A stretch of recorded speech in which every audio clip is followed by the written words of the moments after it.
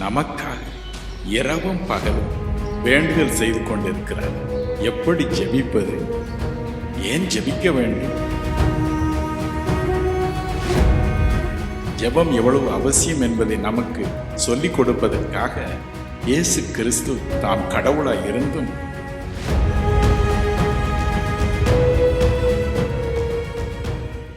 எபிரேயர் 7ஆம் அதிகாரம் 25ஆம் வசனத்தை நாம் வாசிக்க கேட்போம். மேலும் தமது மூலமாய் தேவனிடத்தில் சேருகிறவர்களுக்காக வேண்டுதல் செய்யும்படிக்கு அவர் எப்பொழுதும் உயிரோடு இருக்கிறவர் ஆகையால் அவர்களை முற்றும் முடிய ரட்சிக்க வல்லவராயும் இருக்கிறார். ஆமென். இந்த இடத்தில் நம்முடைய அருமை இரட்சகர் இன்றும் செய்து கொண்டிருக்கிற ஒரு முக்கியமான காரியத்தை குறித்து வேதம் நமக்கு நினைப்பூட்டுகிறது. மார்க் 16:19 சொல்லுகிறது, இயேசு உயிரோடு எழுந்தார், தேவனுடைய சிங்காசனத்தின் வலது பார்சத்தில் உட்கார்ந்தார். அங்கு உட்கார்ந்து என்ன செய்து கொண்டிருக்கிறாரா? நமக்காக இரவும் பகலும் வேண்டுதல் செய்து கொண்டிருக்கிறார், நம்மை முற்றும் முடிய ரட்சிக்க. என் அன்பு சகோதர சகோதரிகளே, இதை எப்பொழுதும் நாம் நினைத்துக் கொள்வோம்.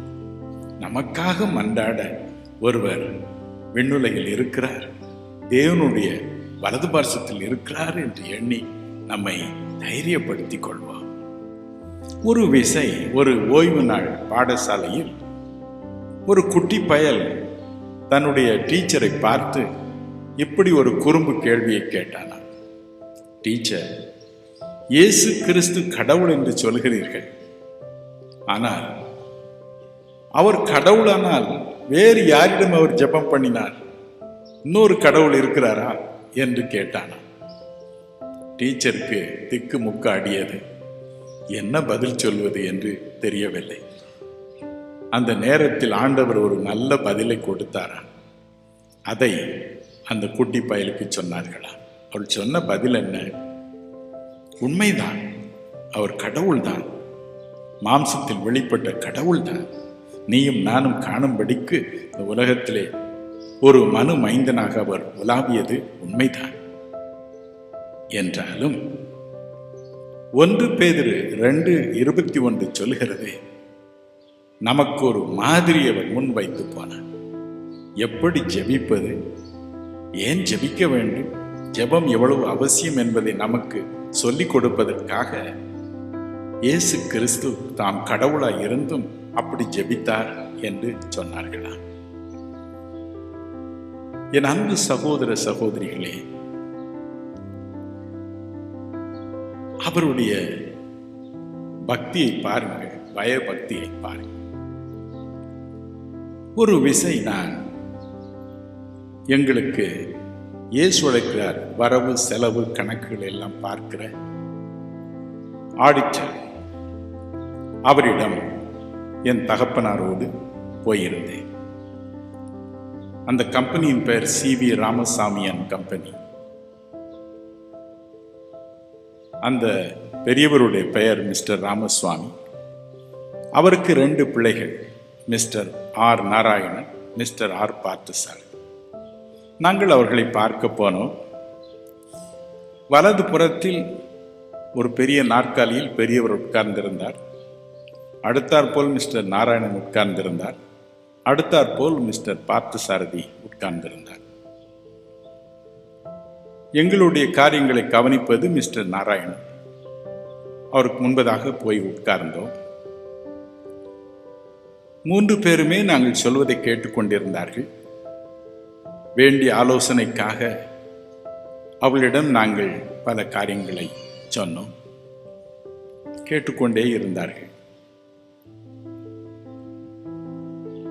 தகப்பனார் தான் உட்கார்ந்திருக்கிறார், பக்கத்தில் தான் மிஸ்டர் நாராயணன் உட்கார்ந்திருக்கிறார். உடனே தன் தகப்பனாரை பார்த்து, என்னப்பா இதுக்கு என்ன செய்யலாம் என்று கேட்கவில்லை. அவர் எழுந்தார்.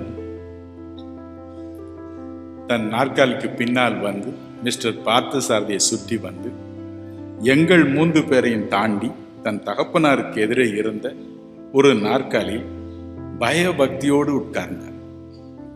எங்களுடைய கணக்குகளை பற்றிய சகல விவரங்களையும் அவர் முன்பதாக இப்படி வைத்தார்.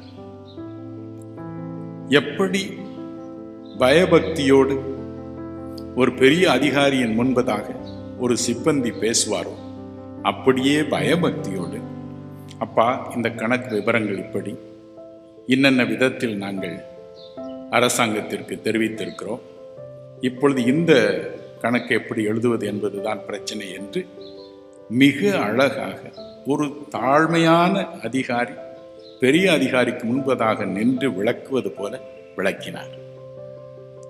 இது எனக்கு பெரிய ஆச்சரியத்தை விளைவித்தது. சொந்த தகப்பனார் என்ன டாடி என்று கேட்டிருக்கலாம், என்னங்கப்பா என்று கேட்டிருக்கலாம். இல்லை, பயபக்தி. நம் அருமை இரட்சகரை பாருங்கள். வேதம் சொல்கிறது, எபிரேயர் 5ஆம் அதிகாரம் 7ஆம் வசனத்தில், பலத்த சத்தத்தோடும் மிகுந்த கண்ணீரோடும் அவர் இந்த உலகத்தில் இருக்கும் பொழுது ஜெபித்தார். அவருடைய கூச்சலை கேட்டு தேவன் பதில் கொடுக்கவில்லையா? கண்ணீரை பார்த்து பதில் கொடுக்கவில்லை. வேதம் சொல்கிறது, அவருடைய பய பக்தி நிமித்தம் கேட்கப்பட்டார். இதை நாம் எப்பொழுதும் மனதில் வைத்துக் கொள்வது நல்லது. 45 வருடங்கள் இயேசு கிறிஸ்துவுக்கு முன்பதாக நடந்து வந்திருக்கிறேன், ஊழியமும் செய்திருக்கிறேன். 45 வருடங்கள் அவரிடம் பழகிவிட்டேன் என்பதற்காக தாறுமாறாக ஜெபத்தில் நான் பேசுவதில்லை. மிகவும் பயபக்தியோடு வேதத்தில் எழுதியிருக்கிறது போல நீர் என்ற பதத்தை தவிர வேறொரு பதத்தை உபயோகிக்கவே மாட்டேன். அப்பா என்று கூப்பிடலாம், பிதா என்று கூப்பிடலாம், ஆனால் அதே சமயத்தில் பயபக்தி. ஆங்கில வேதாகமத்தில் பாருங்கள், தவ், யூ என்றல்ல தவ் என்று போடப்பட்டிருக்கிறது. அவர் கொடுக்க வேண்டிய அந்த பயபக்தியை கொடுப்பதில் நாம் ஜாக்கிரதையாய் இருப்போம். தகப்பன் என்பதற்காய், பிதா என்பதற்காய் என்ன வேண்டுமென்றாலும் பேசலாம் என்றில்லை. சமூகத்தில் நாம் பயந்திருப்போம். எபிரேயு, லத்தீன் என்ற மொழிகளில் இருந்துதான் வேத புஸ்தகத்தை மொழிபெயர்த்திருக்கிறார்கள். உபயோகப்படுத்தும் வார்த்தை என்ன? நீர். நீர் ஒரு பயபக்தி.